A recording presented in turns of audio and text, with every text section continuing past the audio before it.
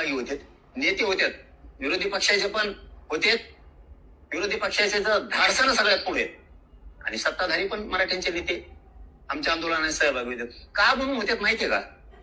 जरा त्या घुरट भुजबळाला जरा डोकं लावा म्हणा, का होते ते? एखाद्याच्या गरीबाच्या लेकराला आरक्षण द्या, त्याचं कल्याण हो द्या म्हणून येते, कल्याण करण्यासाठी. आणि तुमच्याकडे जे येते ते देऊ नका म्हणून येते.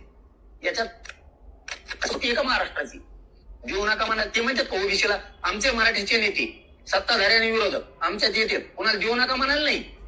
ते म्हणतात का ओबीसीला आरक्षण देऊ नका?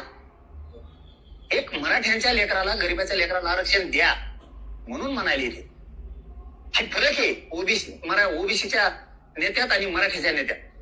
मराठीचे नेते ओबीसीला आरक्षण देऊ नका हे म्हणण्यासाठी कधीच बाहेर येत, पण मराठ्यांना द्या म्हणायला 100% देऊ बाहेर येणार. कस का नाही येणार? ते द्या म्हणतोय. ओबीसीला देऊ नका म्हणत नाही, मराठ्यांच्या लेकराला द्या म्हणतोय. येणार.